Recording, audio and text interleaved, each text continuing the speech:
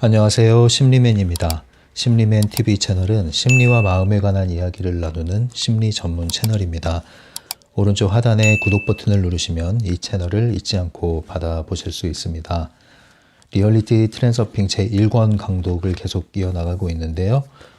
이제 1권도 거의 다 끝나가고 있습니다. 소주제 2개만 마무리하면 이제 1권도 끝이 나고요.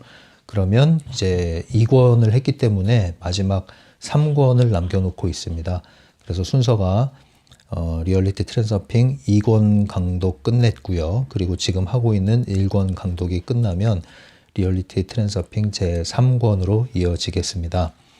234페이지고요. 오늘 주제는 안내 신호예요. 안내 신호. 이 트랜서핑 강독을 최근에 연결되셔서 들으시는 분들도 있으실 텐데요.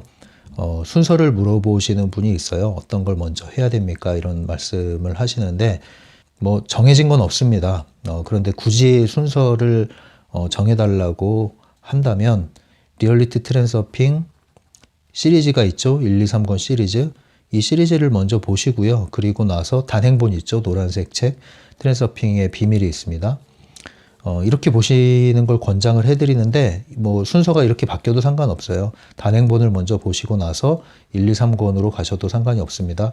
영상도 마찬가지입니다. 영상 순서는 트랜서핑의 비밀 영상을 먼저 완성을 했기 때문에 이걸 먼저 보시고 나서 다시 1권, 2권, 3권으로 가셔도 됩니다.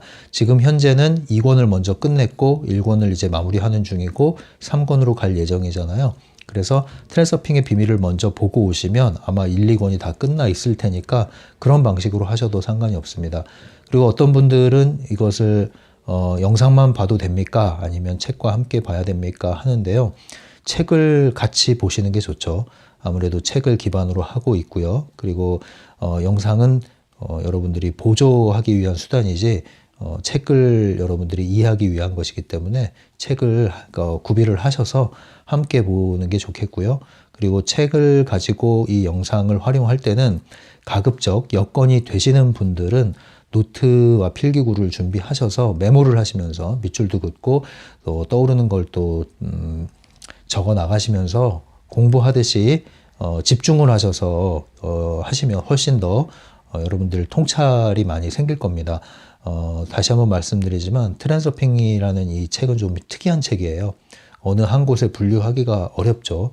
자기계발 서적이라고 하기에도 부족함이 느껴지고 뭐 철학서라고 하기에도 부적합해 보이긴 하지만 또 그렇다고 뭐 영성 코너에 넣기에도 아쉬움이 남는 그러한 다양한 영역을 걸치고 있는 책이에요. 또 독특한 이유가 뭐냐면은 이 책은 한글로 써 있는데 읽으면 이해가 안 되는 경우가 있어요. 그래서 통 모르겠다 하고 이 책을 그냥 책장에 꽂아두고 계시는 분도 있고요. 또 어떤 분들은 읽으면 읽을수록 계속 새로운 것들이 눈에 들어온다 이렇게 하시는 분들도 있는데 기본적으로 이 책은 누가 뭐 소개를 강력 추천을 해서 손에 넣은 경우라면 이렇게 억지로 읽으려고 해서 되지 않을 거예요. 그런데 서점에 가서 책을 넘겨보다가 끌려서 책을 사신 분들은 아마 이 책이 여러분들에게 도움이 많이 될 겁니다.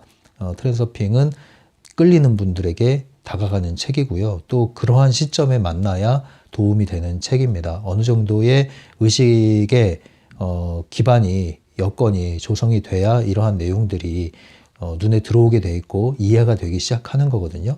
그럼에도 불구하고 이해가 통 안 된다고 하시는 분들을 위해서 알고는 싶은데 알고 싶다 나도 그런데 이해가 통 안 되더라 하시는 분들을 위해서 영상을 만들고 있는 거니까요. 그런 분들은 이 영상을 반복해서 보시고 책을 또 반복해서 읽으시고 더 중요한 것은 읽고 이해하고 느낀 만큼 적용을 하는 게 중요합니다. 여러분들의 현실의 생활에 적용을 하는 게 중요해요. 그래서 실험을 해보십시오. 실험을.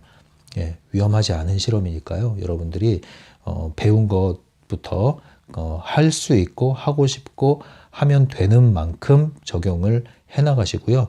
그렇게 해서 하나하나 여러분들이 체험적으로 이 트랜서핑을 이해하셔야 진정한 트랜서퍼가 될 수가 있는 겁니다. 그렇게 말씀드리고요. 내용으로 들어가도록 할게요. 가능태 흐름에 대해서 얘기하고 있고 오늘의 주제는 안내 신호입니다. 신호에 대한 얘기인데요. 신호가 어떤 신호냐? 무언가를 안내하는 신호다. 무엇을 안내하느냐? 가능태 흐름으로 이끌고 가는 신호인지 아니면 이 가능태의 흐름이 아니라 반대의 흐름이 있죠. 일종의 급류, 유도전이나 펜듈럼의 소용돌이 안으로 이끌어가는 그러한 흐름에 휩싸이는 건지, 이 흐름이 어떤 흐름인지 그것을 알려주는 어떠한 신호라는 게 있다는 것이죠. 그래서 우리가 가능태의 흐름을 타는 것이 목적 아닙니까? 그리고 할 수 있는 한 펜듈럼의 소용돌이, 유도전이의 소용돌이에서 벗어나는 게 우리의 목표이죠. 그런데 그런 것들을 알려주는 신호가 있다는 거죠. 이 다가오는 흐름이 어떠한 흐름이냐, 한마디로 말해서 좋은 흐름이냐 나쁜 흐름이냐, 이런 걸 알려주는 신호가 있다. 그 신호를 알아차리도록 해보자, 이 얘기입니다. 예전에 좀 오래된 드라마 같죠? 이제 개와 늑대의 시간이라는 드라마가 있어요. 개늑시라고 그러죠. 보통 개늑시. 저는 이 드라마를 상당히 재밌게 봤어요. 이런 드라마를 좋아하는데, 개와 늑대의 시간에 보면 이제 이 제목이 어떤 걸 의미하냐면 그런 의미로 사용됐다고 해요. 저 멀리에서 뭔가 다가오고 있는데, 나에게로 다가오고 있는데 아직 저게 뭔지는 모르겠어요. 어떻게 보면 개같이 보이기도 하고 어떻게 보면 늑대처럼 보이기도 해요. 그래서 그 얘기를 하는 거죠. 저 멀리에서 다가오는 저것이 나를 돕기 위한 개인가 아니면 나를 해치려고 다가오는 늑대인가, 이제 이런 의미로 쓰인 제목이에요. 내용을 보면 이제 그런 내용을 다루고 있는 내용이기도 하고요. 아무튼 이 안내 신호라는 것은 이 개와 늑대의 시간과 같은 겁니다. 저 멀리에서 어떤 실루엣이 보이는데 그것이 무엇이냐, 나를 돕기 위한 흐름이냐, 이제 이런 것들을 알아야 된다는 거죠. 안내 신호라는 것은 흐름을 구별하는 방법입니다. 그래서 다른 말로는 이 트랜서핑에 나오는 다른 유사한 개념들은 뭐냐면, 이와 관련된 개념들은요, 새벽별의 속삭임이라고 있어요. 또는 다른 개념으로 뭐 영혼의 소리, 목소리 뭐 이런 게 있어요. 또는 외부 의도, 또는 성공의 물결, 이런 것들이 이제 안내 신호와 관련이 있는 거죠. 새벽별의 속삭임이나 영혼의 소리, 이런 것들이 일종의 안내 신호가 된다면 이 안내 신호는 무엇을 위한 신호입니까? 외부 의도나 성공의 물결을 알려주는, 인생 트랙이 전환되고 있다, 이동하고 있다, 이런 것을 알려주기 위한 신호인 것이죠. 그래서 이것이 다 이제 연관된 개념들입니다. 그래서 그런 질문합니다. 제가 이제 구독자분들 질문을 받다 보면은 어떠한 우연한 이런 일이 생겼고, 뭐 예사롭지 않게 평상시에는 접하기 힘든 이러한 일들이 나에게 찾아왔는데 이것이 과연 나를 성공의 물결로 데려가기 위한 신호인지, 다시 말해 영혼의 소리인지, 아니면 그저 우연일 뿐인 건지, 별 의미 없는 것인지 잘 모르겠다, 이제 이런 질문들을 하세요. 이제 거기에 대해서 제가 단언하기는 쉽지 않아요. 이제 기본적인 이치를 일단 알려드리고 충분히 설명을 해주시면 그 상황에 맞게 저의 견해를 말씀드릴 수는 있습니다만, 기본적으로 여러분들이 하나의 사례별로 이것이 영혼의 소리인가 마음의 소리인가, 이런 것들을 일일이 너무 구분하려고 신경을 쓰다 보면은 그것은 사실 영혼의 소리가 아닐 가능성이 높아요. 예, 신경을 너무 쓰고 골몰을 하고 이렇게 되는 것은 영혼의 소리가 아닐 가능성이 높아요. 사실 이 영혼의 소리라는 건 다른 말로 이제 일상적인 말로 직감이라고도 할 수 있죠. 이런 것들은 특징이 그냥 아는 거고요. 그리고 그 알미라는 것이 참 설명하기가 쉽진 않아요. 그런데 그냥 그렇게 느껴요. 그리고 왠지 그렇게 될 것 같아요. 그리고 그렇게 해야 될 것 같아. 그리고 그렇게 하면 마음이 편해. 그런 것들이거든요, 이 특징이. 근데 그런 것을 몇 번 경험하고 나면은 이제 이 분별이 빨라져요. 아, 이게 사인이구나. 이게 지금 좋은 신호구나. 좋은 징조구나. 이런 걸 빨리 알게 되는 거거든요. 그래서 이걸 설명하기가 그닥 쉽지는 않아요. 왜냐하면 이것은 논리에 속한 이야기가 아니고 머리에 속한 이야기가 아니거든요. 그래서 어떤 느낌이 올 거예요. 예, 느낌이 올 거예요. 그 느낌이라는 것, 감각이라는 것에 관련된 영역이기 때문에 설명은 쉽지 않다. 그러나 최대한 설명을 해보려고 하겠습니다. 모든 흐름은 흐르다가 어때요? 변화가 있습니다. 변화. 흐름의 변화. 예, 흐르다가 물살이 굽이굽이 꺾여서 이쪽으로 갈 수도 있죠. 변화. 또는 물살이 아래로 폭포수처럼 떨어질 수도 있죠. 변화. 모든 흐름에는 변화가 있고요. 그 변화의 지점이 있습니다. 변화의 지점. 그리고 변화의 지점을 앞두고 변화의 조짐이 보입니다. 변화의 조짐이. 안내 신호는 뭡니까? 이 변화를 앞두고, 커다란 변화를 앞두고, 물줄기 흐름의 커다란 변화를 앞두고 그 조짐이 주어지는 거예요. 자, 근데 이제 이게 가능태 흐름의 변화라고 해봅시다. 여러분들이 살아온 일상이에요. 근데 여러분들이 꾸준히 태도를 유지하고 거울의 법칙에 따라서 트랜서핑을 계속 적용을 했어요. 그러다 보니까 점점 어때요? 가능태 공간의 특정 섹터가 현실화되면서 여러분들의 거대한 흐름이 변화하기 시작합니다. 그리고 변화하는 물줄기가 크게 꺾이는 지점, 그래서 완전히 인생 트랙이 새로운 섹터로 들어가게 되는 지점이 생기죠. 이걸 변화라고 할 수 있죠. 근데 이런 것들이 다가올 때, 그리고 이런 것들을 변화에 근접해 갈 때, 이것을 통과할 때 어떠한 조짐이 있더라. 안내 신호가 있다는 거죠. 또는 반대로 펜듈럼이 계속 나를 괴롭혀. 한 번, 두 번, 세 번 계속 괴롭히고 나는 그 펜듈럼에 계속 걸려들어. 걸려드는데 이 펜듈럼이 계속 공작을 하게 되면 나중에 어디까지 끌고 갑니까? 유도전이까지 끌고 가서 여러분들을 완전히 나락으로 떨어뜨린다고 그랬죠. 전혀 생각지 않은 인생 트랙으로 낭떠러지로 떨어뜨린다고 그랬어요. 그러한 흐름에도 어떤 게 있다? 조짐이 있다. 조짐이 있다. 안내 신호가 있다. 근데 우리는 이 신호를 어떻게 해요? 무시해요. 또는 신호를 아예 못 봐요. 아예 못 봐요. 두 가지 다 문제가 됩니다. 신호를 무시하거나 보지 못하면 낭떠러지로 떨어지거나 아니면 성공의 물결이 와도 올라타지 못하는 거죠.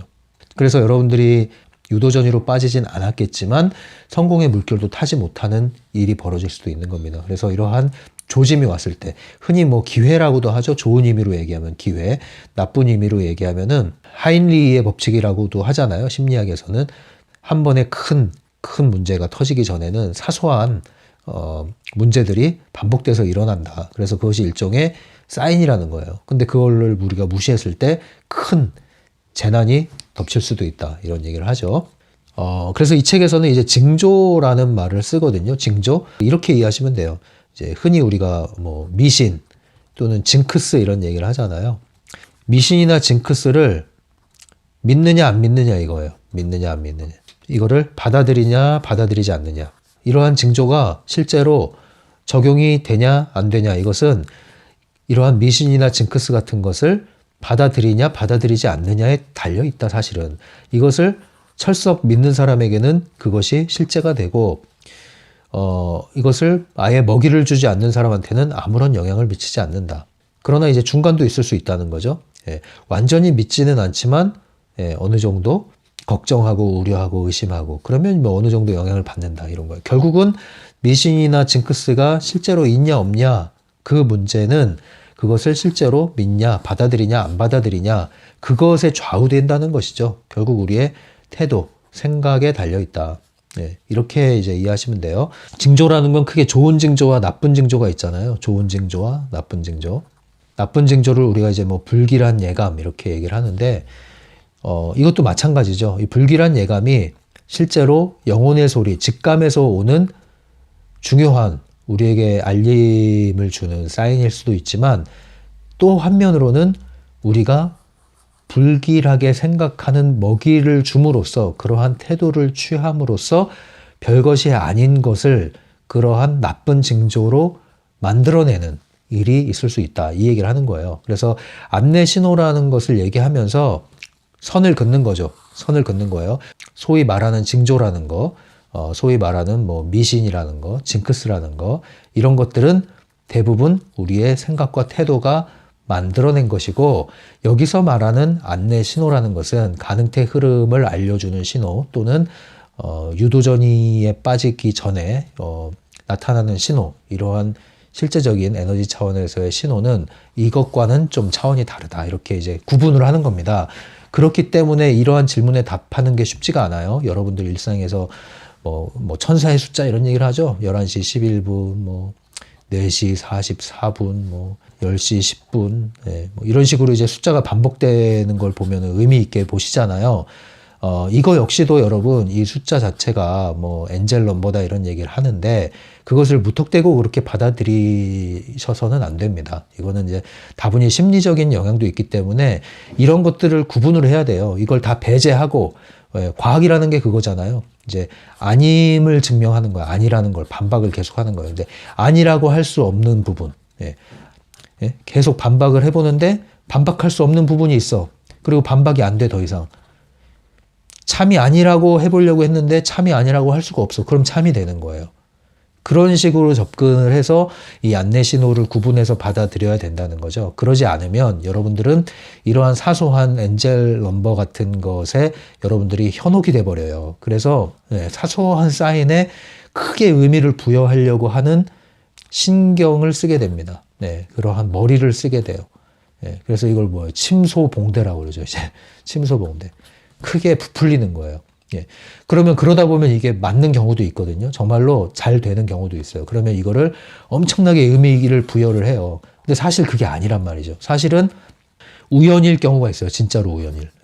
뭐 엄밀히 말하면 우연은 없다라고는 얘기는 하지만 제가 말하는 우연은 진짜 우연이거든요. 그러니까 다시 말하면 별 의미가 없는 행동이었단 말이에요. 개연성이 없단 말이에요. 개연성이 없는데 여러분들이 지나치게 의미를 부여해서 억지로 거기에 막 의미를 부여해서 그것을 믿음으로 신념으로 받아들이기 시작하면요. 그거는 최면이라고 그래요. 그거 보고. 그리고 좀 부정적인 의미로는 정신승리라고 그럽니다. 정신승리.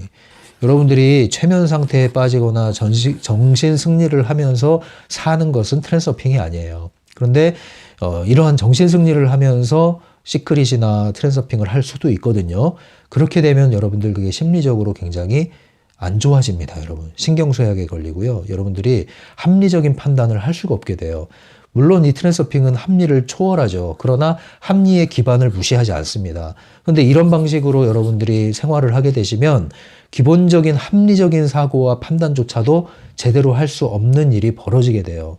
그럼 여러분들은 중심이 없이 흔들리는 갈대처럼 살게 됩니다, 여러분. 외부의 환경 변화 작은 거 하나하나에 그냥 일희일비하고 왔다 갔다 하고 좋으면은 그냥 엄청나게 의미를 부여했다가 조금 안 좋아지면은 그거를 또 안 좋은 의미를 부여했다가 결국은 그러한 의미 부여를 함으로써 여러분들은 여러분들의 현실을 계속 창조하고 있는 거고 그 배후에는 펜듈럼의 먹잇감이 될 수 있는 소지가 많아지는 것이죠. 이제 이런 것들을 구분을 하셔야 돼요. 그래서 오늘 말하는 안내 신호는 이러한 심리적인 작용이나 아니면 스스로 만들어낸 스스로 믿음의 신념으로 만들어낸 그러한 사인이 아니다. 그건 사인이 아니라 엄밀히 말하면 여러분들 거울의 법칙에 의해서 만들어낸 여러분들의 사념체가 만들어낸 현실인 거죠.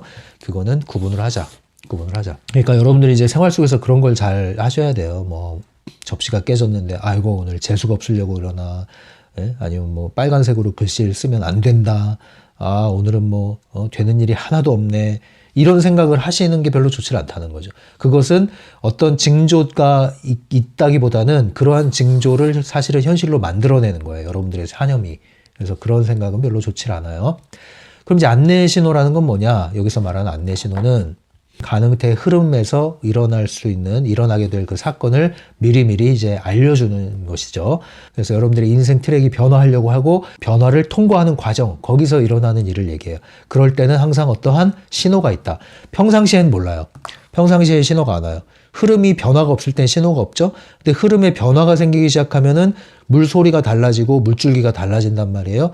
항상 변화를 앞두고 특히 큰 변화를 앞두면 반드시 신호가 있다 이 얘기예요. 그래서 평상시에 신호가 없다 이거요. 그래서 이제 그 상담하시는 분들 중에는 제가 그런 얘기를 하잖아요. 어떤 변화를 앞두고 일어나는 일인지 이것이 그래서 변화와 관련해서 기존에 안 좋은 게 빠져나가려는 지금 좋은 신호인지 빠져나가는 건 좋은 신호잖아요. 또는 새로운 게 들어오는 또 하나의 좋은 신호인지 아니면 변화라기보다는 기존에 안 좋은 관념과 패턴에 의해서 나타나는 현상인지 이제 이런 걸 보는 거예요. 이제 몸으로 말하면 이게 명현 반응인지 아니면 말 그대로 지금 몸에 증상이 일어나고 있는 것인지 이걸 구분하자는 거죠. 네, 이 통증이 나으려고 일어나는 통증인지 아니면 안 좋아지려고 악화되고 있는 통증인지 구분을 하자는 거죠. 네, 쉽지 않죠? 몸조차도 구분이 쉽지 않죠? 네, 심리적인 것도 구분이 쉽지 않습니다. 이러한 에너지 차원도 구분은 쉽지 않습니다. 그러나 구분이 되고 구분되어 있습니다. 그걸 구분하자는 겁니다. 그러니까 여러분들이 이 안내 신호를 알아차려야겠죠? 이러한 신호는 항상 좋은 것으로 나타나진 않습니다. 원치 않는 그런 반응도 올 수가 있어요. 그건 마치 체질이 개선되고 변화되려고 할 때 명현 반응이 일어난 것과도 같아요. 펜듈럼은 여러분들을 가만히 놔두지 않는다고 그랬죠. 이 펜듈럼의 흐름 안에 있을 때는 펜듈럼이 건드리질 않아요. 항상 벗어날 때 건드리는 거예요. 벗어나고 이동하려고 할 때 여러분들을 건드립니다. 또는 유도전이로 빠뜨리려고 할 때도 건드리죠. 그러니까 여러분들이 잘 파악을 하셔야 돼요. 이것이 좋아지는 조짐에서 오는 신호인지 더 악화되는 신호인지 아니면 아무런 변화가 없이 여전히 안 좋은 신호인지 이거를 잘 파악을 하셔야 된단 말이죠. 그럼 어떻게 이걸 식별할 거냐? 예, 쉬운 일은 아닙니다. 바딤 젤란드도 계속 그렇게 얘기를 하죠. 쉬운 일은 아니지만 그렇게 또 어려운 일도 아니고요. 불가능한 일도 아니에요. 일단 기본적으로는요, 이 성향도 어느 정도 작용을 합니다.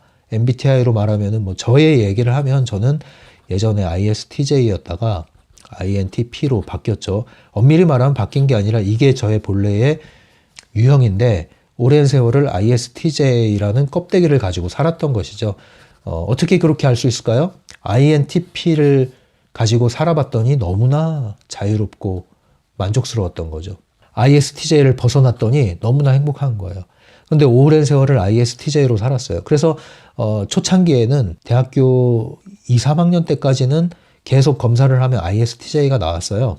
근데 그 이후로 INTP가 나오기 시작해서 어떤 게 진짜인지 이제 찾아보기 시작했죠. 그래서 실험도 해보고 했는데 결국에는 이제 INTP가 저의 본래의 빛깔이었던 거예요. 이제 애니어그램을 해도 이와 유사한 형태가 나오고요.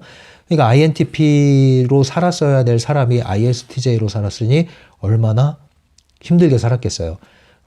그리고 ISTJ가 사실은 이제 펜듈럼 친화적이거든요. 안 됐지만 그 펜듈럼의 규칙에 따라 살기 되게 좋은 유형이에요. 어떻게 보면 제가 이제 펜듈럼의 규칙에 완전히 그 쩔어 있었다고 그럴까요? 그렇게 살다가 이제 INTP의 성향이 저에게 있다는 것을 알아차리게 되고 그것을 찾게 되고 키워주게 됐고 그래서 다시 본래의 성향대로 모든 라이프 스타일을 바꾸고 나니까 너무나 좋은 거예요. 자연스럽고 힘이 나고 정말 자기 옷을 입으면 자연스럽잖아요. 불편한 게 없잖아요. 아무리 좋은 옷도 내 몸에 맞지 않으면 불편한 거예요. 자기 성향, 빛깔을 찾는다는 건 굉장히 의미가 있고 좋은 건데 아무튼 간에 이 JP 차이가 있죠. 예. 그리고 SN 이런 차이도 있고요. 근데 INTP는 상대적으로 직감이라는 게 좀 발달해 있죠. 아무래도.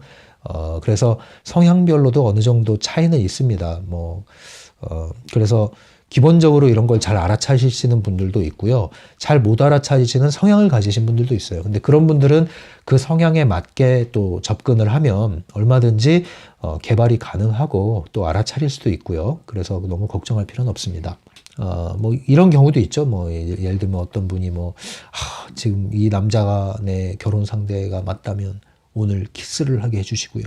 키스를 만약에 한다면 무조건 저는 이 사람과 결혼을 하겠습니다. 이런 거, 그죠? 근데 그런 것들에 너무 이렇게, 의존하시는 건 좋지가 않아요. 기본적으로. 그 엔젤 넘버에, 여러분들이 지나치게, 의미를 부여하는 거랑 좀 비슷한 거거든요.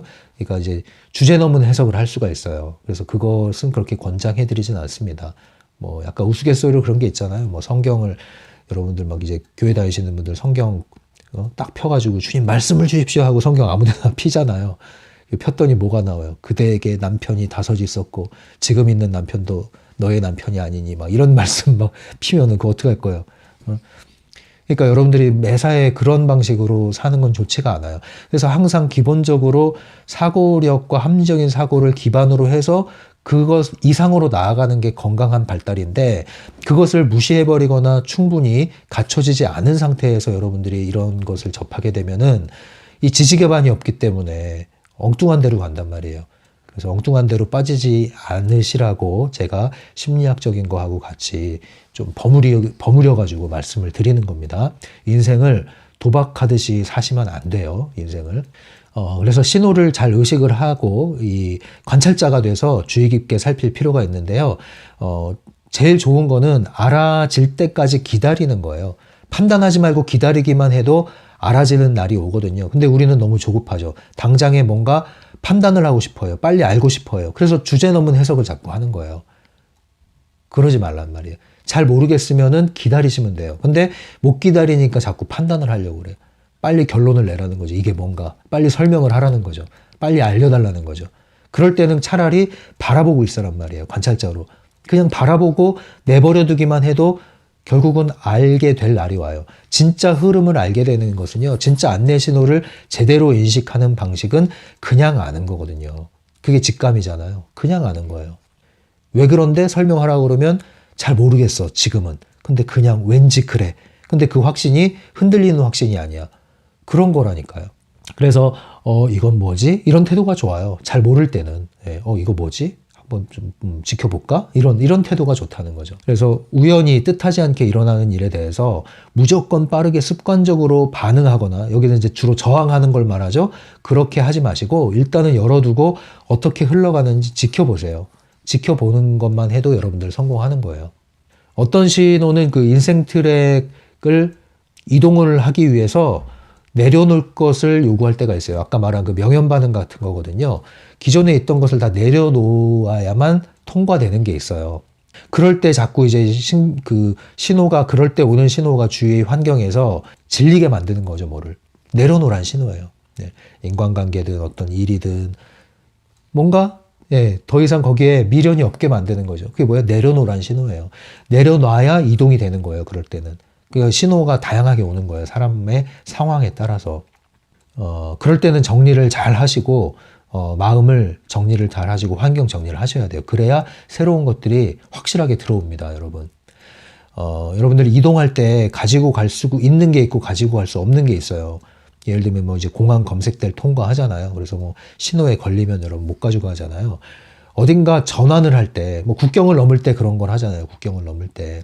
인생 트랙을 이동할 때 가지고 가야 할 게 있고 가지고 가면 안 되는 게 있단 말이에요. 내려놔야 될 게 있을 때는 확실히 내려놔야 문이 열리는 거거든요. 그러니까 여러분들이 모든 걸 다 쥐고 가려고 해서는 안 돼요. 그래서 손에 힘을 빼고 상황을 보라는 이유가 그거예요. 여지를 두고 내버려 두란 얘기죠. 어떻게 흘러가나 보란 얘기예요. 고집하지 말란 얘기죠. 계획은 하지만 고집하지 말아라. 이 태도가 좋은 겁니다. 흐름을 알아차리기 위해서는요. 평상시의 흐름을 좀 흔드는 어떤 일들이 이렇게 터질 수가 있습니다.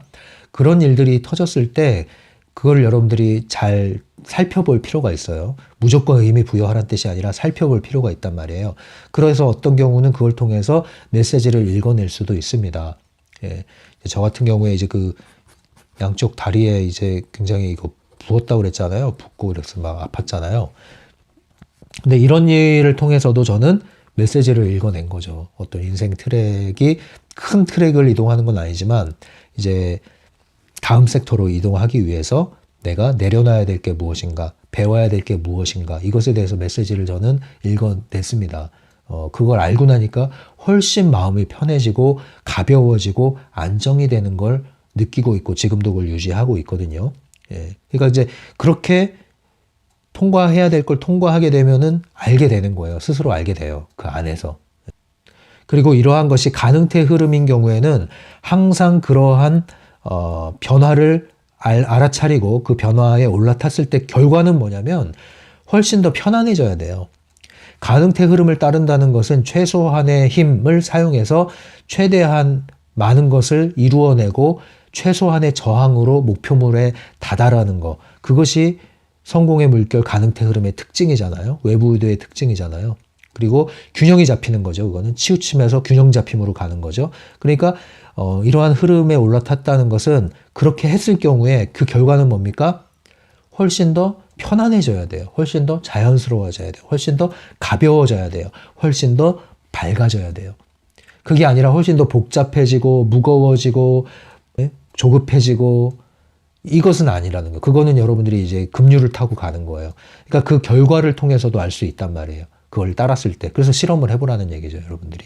그래서 이거 안내 신호를 그럼 어떻게 식별할 거냐? 이 책에서는 아주 간단하게 얘기하는데요. 일리가 있습니다. 좋아요. 야, 좋은 방식이에요. 기본적으로 부정적인 신호. 부정적인 신호만 알아차려도 성공하는 거예요. 부정적인 신호는 뭐예요? 멈추라는 신호죠. 지금 급류를 향해 가고 있으니까 이 흐름을 따라가지 말고 멈춰. 할 수 있다면 옮겨. 옮기지 못하면 멈춰. 여기서. 더 이상 흘러가지 마. 이제 이 얘기를 하는 거예요. 그래서 제일 먼저 우리가 알아차리기 쉬운 신호는 스톱 신호예요. 예. 자, 이제 그만 여기까지 멈춰. 예. 인간관계에서 뭐 부딪히기 시작해. 야, 멈춰. 더 이상 말하지 마. 멈춰. 반응하지 마. 대들지 마. 반응하지 마. 개입하지 마. 건드리지 마. 멈춤의 신호를 먼저 준단 말이에요. 근데 이 책에서 이제 그런 얘기를 하죠. 질문을 해봐라. 이것이 될 일인가 아닌가? 내가 성공할 것인가 말 것인가?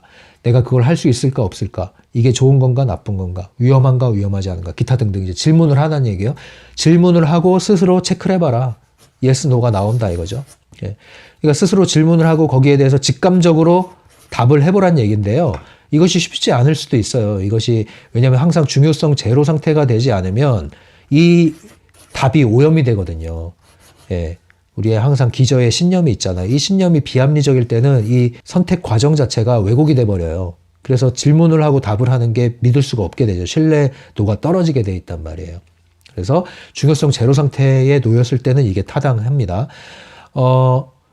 그래서 이 중요성 제로 상태에 놓고 질문하는 게 도움이 되고요. 이게 잘 안 되실 때는요.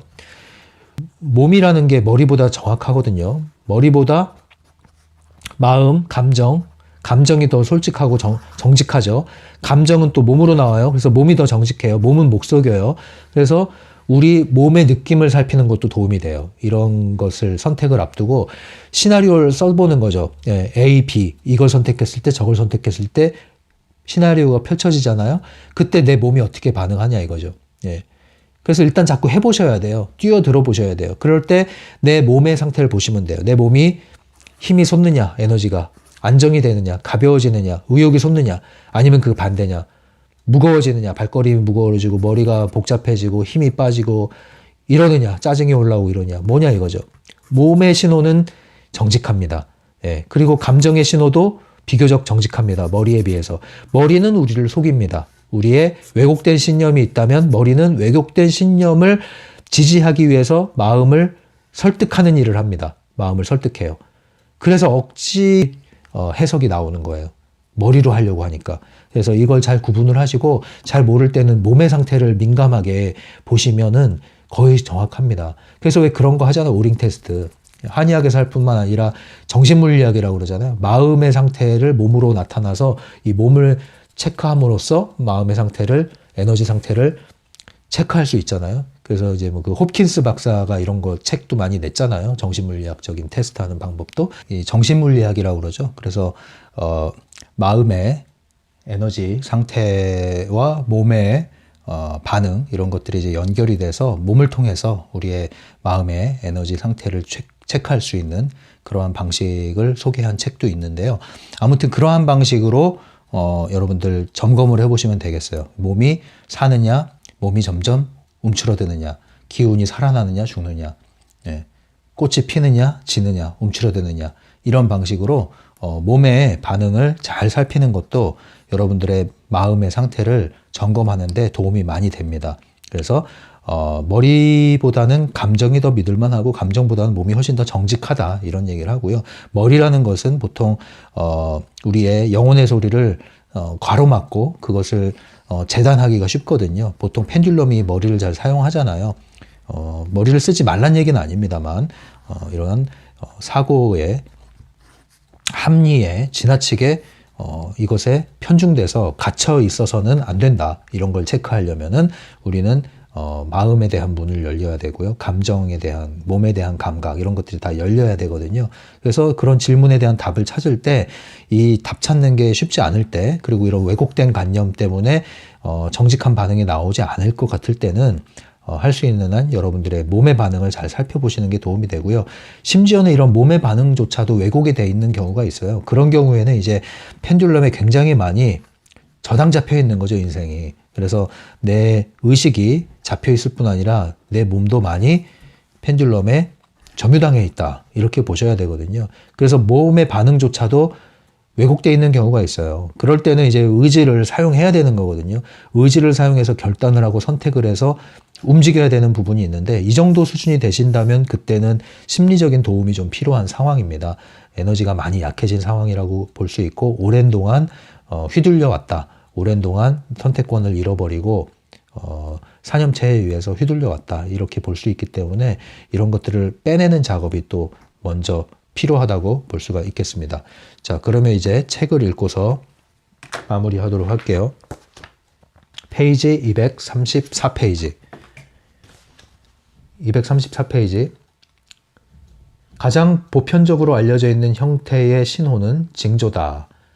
징조에는 좋은 징조와 나쁜 징조가 있다. 해가지고 이제 징조에 대한 얘기를 하는 거예요. 예, 근데 이러한 징조라는 게 어떤 거다? 쭉쭉 가다 보면은 235페이지 중간 부분 볼게요.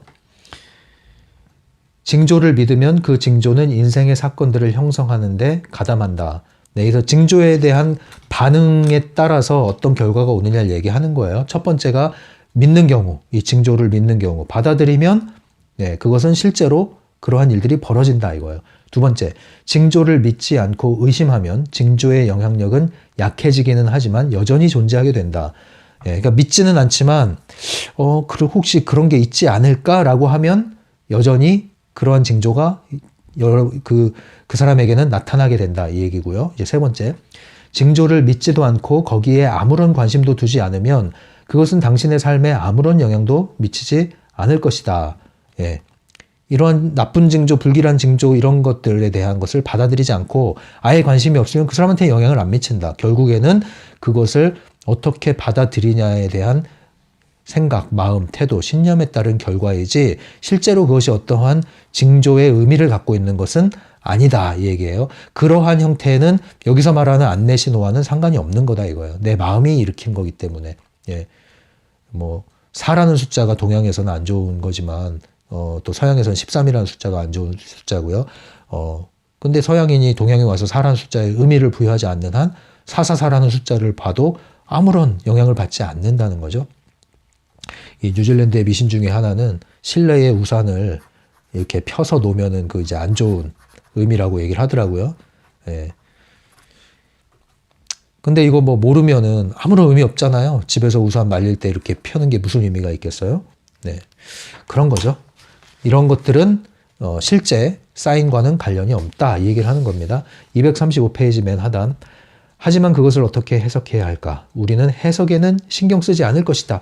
여러분 이런 해석에 너무 골몰하지 말라고요. 엔젤 넘버에 이런 거에 너무 골몰하지 마십시오.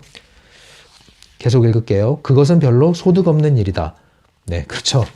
네, 그래서 이제 계속 읽어보겠습니다. 당신이 할 수 있는 유일한 일은 신호를 의식하고 지켜보는 자의 깨어있는 수준을 높여서 더욱 주의 깊게 살피는 것이다. 여기서 중요한 건 뭐냐면 지켜보는 자의 깨어있는 수준을 높여서 더욱 주의 깊게 살피는 것이다. 살펴보라는 거죠. 일단 지켜보라는 거죠. 판단하지 말고. 계속 읽을게요. 안내하는 신호는 가능태 흐름에서 발생할 수 있는 물구비를 암시하는 신호이다. 다른 말로 하자면 안내하는 신호는 삶의 흐름에 다소 본질적인 변화를 가져올 사건을 예고한다. 예. 그러니까 이러한 사인, 여기서 말하는 안내 신호는 큰 흐름의 인생 트랙의 변화를 가져올 때 오는 사인이지 일상적으로 자잘하게 오는 그런 걸 얘기하는 게 아니에요. 동일한 트랙 안에서. 그래서 밑에 또 관련 구절이 나옵니다. 읽어볼게요. 안내하는 신호는 오직 다른 인생 트랙으로의 전이가 시작될 경우에만 나타난다. 네, 여기서 말하는 사인이라는 것은 인생 트랙이 전환되는 시점에 나오는 사인이다. 그 얘기예요. 237페이지. 보통 우리의 경각심을 일으키는 현상은 다른 인생 트랙으로 전이가 완료된 직후에 일어난다. 이것은 인생 트랙들이 서로 질적으로 다르기 때문에 그렇다. 여기에는 다양한 종류의 차이가 있을 수 있으며 실제로 어떻게 다른지를 꼭 집어서 설명하기 어려운 경우가 많다. 그냥 뭔가가 딱 들어맞지 않는 느낌을 느끼는 것이다. 전이가 완료되면 우리는 그것을 직관적으로 느낀다. 그렇죠? 그래서 이 느낌에 속한 거기 때문에 명확하게 뭐라고 말하기는 어려워요. 어떻게 보면 되게 애매한 거거든요. 그런데 그것이 끝나고 나면 알게 된다는 거죠. 그래서 이런 경험을 자꾸 하셔야 돼요. 그래서 관찰자로서 흐름을 살펴보고 지켜보고 선택하고 결과를 살펴보고 또 비교해보고 이런 경험을 자꾸 해보셔야 돼요. 해보셔야 아, 이 느낌이 맞구나. 아, 이 느낌은 내가 오버한 거구나. 아, 이런 느낌을 말하는 거구나. 이런 걸 점점점 감각적으로 키워나가는 거예요. 그래서 감각적으로 익혀야 되는 지식은 반드시 실행, 적용을 통해서 몸으로 익혀야 되는 거기 때문에 머리로 설명해서 아는 것은 한계가 있거든요. 계속 읽어볼게요.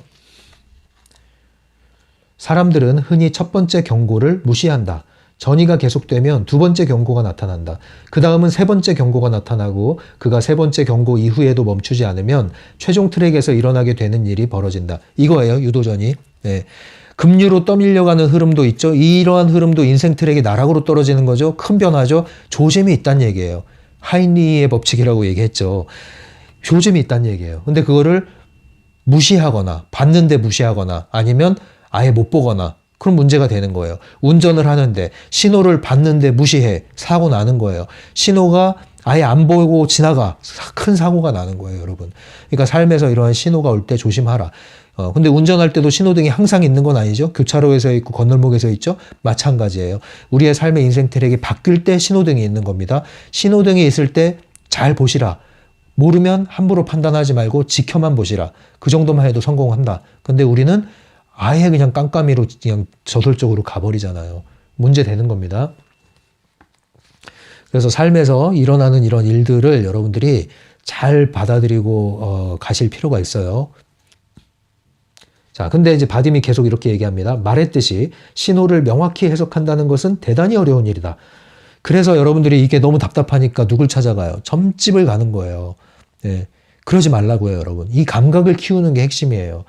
이것이 어려운 이유는 다른 사람에 대해서 이렇게 얘기해 주는 게 쉽지 않은 거고요. 또 본인 스스로도 이런 감각을 없던 감각을 키우는 게 쉽지가 않을 뿐이지 얼마든지 우리 안에 이런 역량이 충분히 있습니다. 감각이 있다고요, 우리 안에. 다만 우리의 비대한 두뇌, 머리가 이것을 사용하지 못하게끔 머리만 가지고 살아왔기 때문에 감각을 잃어버린 거예요. 잃어버린 감각을 찾으면 되는 겁니다. 있기 때문에. 그건 마치 오랫동안 자전거를 타지 않다 다시 타도 이전에 자전거를 탔던 사람들은 금방 감각을 되찾는 것과 같아요. 그래서 이제 그 신호를 찾는 방법을 좀 이렇게 설명을 하죠. 238페이지 윗부분. 대부분의 경우 당신은 예 아니면 아니요의 두 가지 대답이 나오도록 질문을 만들 수 있다. 그리고 나서 대답을 찾아보라는 얘기죠. 신호의 모든 해석은 대답이 긍정 또는 부정 둘 중 하나인 단 하나의 질문으로 귀결되어야 한다. 그 이상의 정확성을 기대하는 것은 소용없는 일이다. 예. 그러니까 큰 분별만 하면 되는 거예요. 이게 지금 떨어지는 거냐, 변화하는 거냐. 그 정도면 충분하다는 거죠. 그러니까 구체적으로 이 물길이 어디서 어느 속도로 흐르고 이 정도까지는 필요 없다는 얘기예요. 그렇게 하기도 쉽지 않고 중요한 것은 어떤 방향으로 가느냐. 이걸 아는 게 중요한 거예요. 239페이지. 이상하게 생각될지 모르겠지만 가장 분명하고 정확한 신호는 다른 사람들이 자기도 모르게 내뱉는 말들이다. 별 생각 없이 지나가는 말로 툭 던지는 말들이 그런 신호다. 네, 그래서 이러한 감각이 예민해질수록 일상에서 벌어지는 사사로운 단서들에 대해서 그냥 넘기지 않아요. 그래서 그 프로이드는 그런 얘기도 하죠. 실언이라고 그러죠. 실언 또는 농담. 그 실언이나 농담조차도 매우 의미가 있다. 사실은 더 의미가 있다는 거죠. 실제로 이제 그런 경우가 있습니다, 여러분. 농담이나 아니면 말실수 같은 거 있죠. 이제 상담하다 보면 또는 이제 상담자의 관점으로 일상에서 인간관계를 하면서 살다 보면 그러한 것에서 저는 굉장히 의미 있는 걸 많이 찾아내기는 해요. 근데 뭐 굳이 그거 가지고 그 사람한테 뭐 해석을 해줄 필요는 없죠. 그런데 그게 보입니다. 240페이지. 이거 밑줄 그어보세요. 첫 번째 단락. 마음이 잠들면 영혼이 입을 연다. 네, 이거 이치예요, 이치. 마음이 잠들면 영혼이 입을 연다. 머리를 잠그면 직감이 열린다 이런 거예요. 머리를 잠그라고 해서 쓰지 말란 얘기가 아니라 과도하게 머리에 편중되지 말란 얘기예요. 여러분 가슴을 열으란 얘기예요. 가슴을. 4번 차크라죠. 여러분 그걸 열려야 돼요. 그게. 감동을 많이 받으셔야 됩니다. 여러분. 241페이지. 볼틱체. 영혼이 아니다고 말하고 있는지 어떤지를 판단하려면 다음에 간단하고 믿을 만한 공식을 기억해 두라. 만일 그렇다라고 말하기 위해서 자신을 설득해야 한다면 그것은 영혼이 아니다라고 말하고 있음을 뜻한다. 영혼이 그렇다고 말할 때는 자신을 설득할 필요가 없다는 사실을 명심하라. 이거 되게 중요한 부분이에요. 이게 아주 핵심적인 부분입니다. 이런 감각을 키우는 데 있어서 제일 첫 번째로 우리가 쉽게 감각을 키우는 방법은 급류로 갈 때, 유도전이로 향할 때 멈추라는 신호. 이 신호가 더 쉽게 알아차릴 수 있어요. 초보 단계에서는. 그래서 대부분의 신호는 그만, 여기서 그만. 더 이상 반응하지 마라. 더 이상 개입하지 마라. 더 이상 손대지 마라. 더 이상 쫓아가지 마라. 멈추라고. 이제 이 신호를 한 거예요, 대부분은. 그것만 알아차려도 여러분 큰 위험에 빠지진 않고 급류로 가진 않아요. 여러분. 성공의 물결을 올라타진 못할지언정 급류에 휩싸이진 않는다고요. 그런데 우리는 그걸 무시한단 말이에요. 멈추질 않아요, 그냥. 우리의 왜곡된 감정에서 올라오는 감정을 따라서 그냥 질러버리잖아요. 왜곡된 감정, 신념에서 오는 감정 말하는 거예요. 순수한 감정 말고. 그것에 그냥 확 빠져버리고 불을 태워버리고 기름을 부어버리잖아요. 그래서 조용히 끝날 수 있는 일을, 내버려두면 끝날 수 있는 일을 긁어부스럼을 만들고 화를 키우고 분쟁을 일으키고 결국은 전쟁을 하게 되고 폐허에 여러분들이 휩싸이게 되잖아요. 그런 경우 있지 않아요, 여러분? 가정에서나 가족과의 관계에서나 친구 관계에서나 지인 관계에서나 모임에서나 회사에서나 있잖아요. 네, 이렇게 해서 끝났어요. 이제 하나 주제 남겨놓고 있습니다. 이거 마무리하면 여러분 이 책이 다 끝나요. 이 책 끝나면 이제 또 잠깐 뭐 특별한 주제 몇 개 다룰 수도 있고 아니면 책거리 같은 거 뭐 라이브를 해야 되나 이렇게 하고 나서 또 변화를 또 주겠습니다. 저는. 아무튼 여러분들 트랜서핑을 통해서 여러분들의 현실에서 도움을 받으셔야 돼요. 이거는 뜬구름 잡는 얘기 하는 게 아니고요. 여러분들 뭐 죽음 이후의 삶 뭐 이런 거 영원 신이 되고 이런 얘기 하는 거 아닙니다. 여기 도사님들은 여기 오시면 얻을 게 없어요. 도인이 되고자 하시는 분들은 여기서 얻을 게 없다고요. 제 채널에서. 그러니까 그거는 분별을 하시고 현실 생활에서 여러분들이 얻을 수 있는 것들이 트랜서핑에 많이 있고 저는 그걸 지향을 합니다. 그런데 또 현실 생활 그러니까 무조건 돈, 풍요 이렇게 집착하시는 분들 역시도 여기서 얻을 게 없어요. 여기는 뭐 0.0001%의 부자들이 알려주는 비밀을 게시하는 그런 곳이 아닙니다. 그것을 집착하시는 한 여러분들 트랜서핑 역시도 반쪽도 따라가지 못하게 됩니다. 그래서 그런 것들이 하는 곳이 아니니까 잘 구분을 하셔서 도움 되시는 분들은 계속 남아주시고요. 꾸준히 학습해 주시고요. 도움이 안 되시면 더 도움 되는 그런 채널들이 많이 있습니다. 그곳에 가서 도움을 받으시고요. 주장하는 게 아니잖아요. 다 자기 필요에 맞게 필요한 분들끼리 필요한 만큼 가져가는 거예요. 저는 필요한 분들을 위해서 제공하는 거고 필요한 분들은 필요한 만큼 가져가세요. 뭐 무조건 다 믿어라, 따라라, 쫓아라 이런 얘기 안 합니다. 그러니까 여러분들 부담 갖지 마시고 즐겁게 꾸준히 관심 있는 분들은 계속 따라오시고 도움 받으시고 미진한 부분이 있으면 이메일이나 오픈챗을 통해서 질문을 하시면 정성껏 질문하는 만큼 정성껏 답변을 해드립니다. 이렇게 하시고요. 다음 시간에 또 계속 만나도록 하죠. 항상 여러분들 건강하시고 몸과 혼과 영 다 건강하시고 여러분들의 삶을 응원합니다. 보이지 않는 곳에서 응원해 주시는 분들 마음 다 받고 있고요. 좋은 에너지로 보답하겠습니다. 지금까지 심리맨이었어요. 심리맨 상담소를 온라인으로 운영하고 있습니다. 심리맨 개인 상담은 유료로 진행되고 있고요. 심리맨 네이버 블로그에 가시면 자세한 안내가 나와 있습니다. 찬찬히 읽어보시고 마음이 끌리시는 분, 상담을 이용하고자 하시는 분은 오픈챗이나 이메일로 연락을 주시면 되겠습니다.